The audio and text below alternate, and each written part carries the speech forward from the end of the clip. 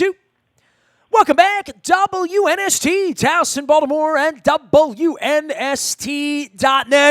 I have been threatening to have this guy on for the better part of the last 2 years. Everyone knows Robert Kennedy is our buckets and birds specialist around here from Compass Pointe Golf. I got my Compass Pointe hat on right now, but apparently he's off hitting the little white dimple ball in some faraway land and has sent me a guy that I've been looking forward to having onto the program. Corey Higgs is the Director of Player Development. He returns to Compass Pointe down in Pasadena after a stint almost 20 years ago now. He has been a drinking mate of mine and has threatened to give me all sorts of lessons to sharpen up my very weak golf game. We welcome Corey onto the program from New Zealand, a real Kiwi. I don't know how many New Zealanders I've had on the program over the years, Corey, so it's great to have you on, man.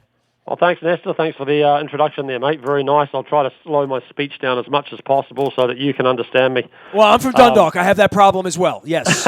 We should be good then. I had that problem when I was in Rotorua, people understanding me when I was over there. So I love your homeland, right? So the first thing that happens when anybody that meets you is, oh, Kiwi, oh, you're not an Aussie, right? Or where are you from? So that's the first thing. And you explain where New Zealand is and down under and all that. Then they say, well, how did you get here, mate?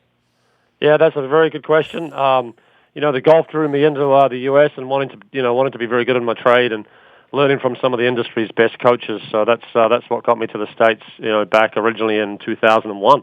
Well, I mean, golf is truly an international game. I think we see that with basketball and other sports, much unlike the NFL, which is an American phenomenon. As I went looking in your part of the world for football games, and they wound up giving me rugby or Aussie rules or soccer. No one knows what it is. But for golf, for you, a lifelong thing? I mean, how does golf find you on the North Island of New Zealand?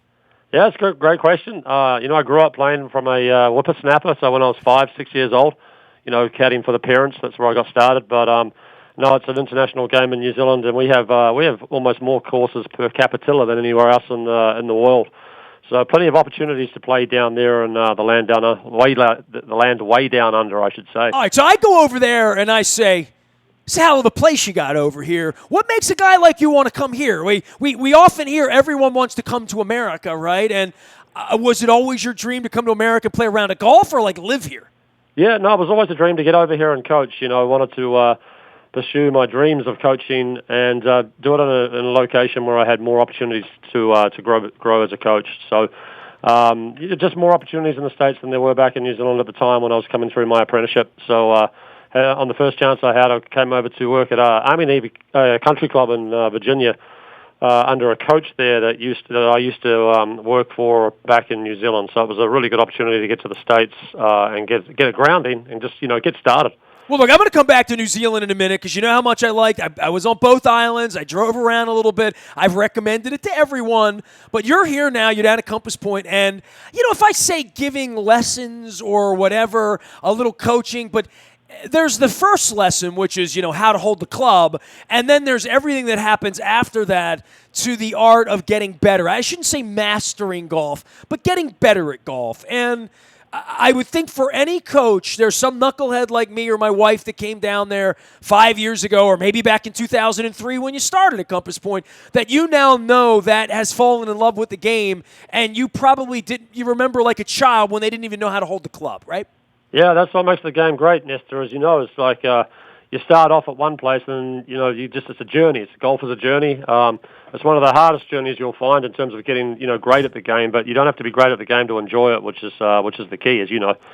So just you keep playing and you keep working on it, and eventually one day you get your hole-in-one like Mr. Robert here. He's had a couple of them. He's more than happy to tell you about those. And, when you have great achievements happen on the golf course, you remember those achievements the rest of your life.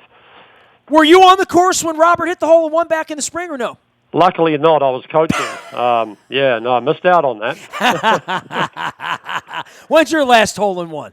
I had not had a hole-in-one and turned professional back when I was 20 years of age. Wow. So, okay. Yeah, no, it's a tough one to get. You've got to go out and buy your lottery ticket when you do have the hole-in-one. That is for sure. No doubt about it. Corey is here. He is down at Compass Pointe. He is the Director of Player Development. You can find him, Corey Higgs. And people can call down and ask about things. But tell me about Compass Pointe and why you work there and how you found your way back there It is a really unique community there, and I know we promote it all the time, and I wear the hat, and I can't begin to tell how many people come up to me and say, hey, I played down at Compass Point, or I'm from Anne Arundel County, or whatever, but it has drawn you back, and this is your second term there, right? Absolutely, Nestor. I had an opportunity with the general manager here, Michael Seneca, who I had a relationship back with when I was here in 2003 to 2007. And another opportunity came up to come out and redo the programming out here. So they haven't had a director of instruction out here since 2010. So the course has so many opportunities with development that I thought it was a no-brainer to get back out here and give it a go. So we've done really well. We've got some fall PGA Junior League stuff going. That's the kids playing against other kids from other clubs. We've got the group classes going, obviously, the individual programs offering TrackMan and Coach Now, so you can get on the computer and watch your golf lesson and have me harping on about what we need you to work on. Hey, by the way, how has that changed things, right? Like, I always go on and on about my dentist being an older gentleman who really stays up on technology. I love technology when people actually use it and they can improve their lives in some way. I mean, this damn phone, I don't know. I'm convinced it's improved my life in some way. Someday you have to ask me what day. But when you have video available and things that maybe were tools that you only dreamed about on the island in Wellington back in the day, being able to see it, utilize it, and then have someone actually see it and get that aha moment, right? Yeah, it's made coaching a lot easier from a sense that the communication is quicker now.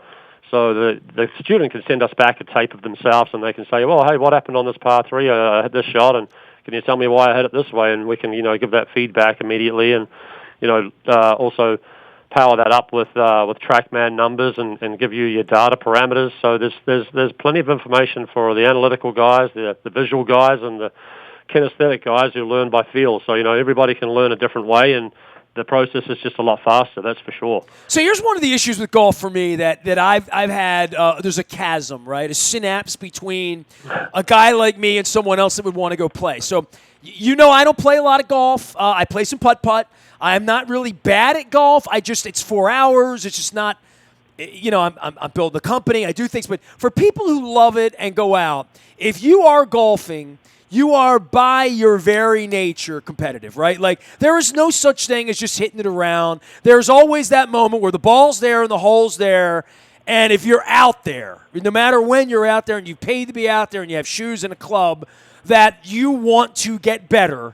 You want that ball to go toward the hole. There is a competitive thing that kicks in that I don't have enough of to play golf. I'm competitive about other things, right? But if you're going to play it, it's too frustrating to not get better at it, right? Like, if you're going to be out there often enough, you really do not only want to get better, you must get better in order to continue, right? Yeah, I think there's a lot of that goes on, Nestor. You make some really good points there. I think if you can get out and just hit some balls even on a driving range and look for a little improvement with your grip, or whether it be with your posture, you'll see ball flight differences pretty quickly. Now, obviously, getting a little bit of help does make that journey easier for you. So the likes of just getting to a driving range, if you only have 30 minutes, is another way to do it, or even get into, say, a Top Golf and hitting some balls out there. By the way, that was always more fun for me. Going to a range and just with my son over on Kane Street banging some balls. And, I've taken my wife out to hit a bucket of balls. That's a fun 30 minutes for me, right? Like that. And it's inexpensive, and there's not a lot of losing things or whatever. If you hit a great shot, and you get more chances to celebrate. Yeah, that's it. That's the whole point. You got to have fun. If you're not having fun, why do it? So the whole point is to have fun and, grow along the way. Of course, there's some people that are more competitive than others. And, for the most part, we offer, obviously down here at Compass Point, a lot of competitive leagues as well as some less competitive leagues that are more social. So the social aspect of golf is kind of where it's growing the most at the moment, and not so much the really high-end competitive leagues. So, that's the direction golf is going. And you can also play 9 holes, Nestor. So, 9 holes is another option. If you're not allowed out of the house for 4 hours, you might be able to get out for a couple. Nice. Corey Higgs is here. He is the director of player development. That accent is not a put on. He is not from Dundalk or Parkville. Wellington is your home, correct? Am I right on that? Yes, sir. Wendy Wellington. I see. I remembered that from our conversation because I've been to Auckland, I've been to Rotorua, I've been to Christchurch, I've been to Queensland and Te Anau and the Fiordland National Park, but I didn't make it to Wellington, and it's because Springsteen didn't play there. But I hear that Wellington is as lovely a place as there is in New Zealand, correct? Yeah, Nestor, that's the heartbeat of the country. That's where our parliament is. That's where they make all the big decisions, if you want to say, for the 4.5 million of us down there. But no, it's a windy city, but it's got a heartbeat. It's passion. It's got a lot of passion for nightlife and just getting out and having a good time. It's a very fun city. So next time you go back, I'm going to give you the key to that city. I will never go back to Auckland again, so I will go into Wellington. How about that? Very good. I love it. I did not like Auckland, but I thought Queenstown was the greatest place I've ever been, and Christchurch was just so destroyed. I mean, ravaged by the earthquake. That it was a very emotional trip. Christchurch, it's very difficult to go there and not see the damage and not be moved by it.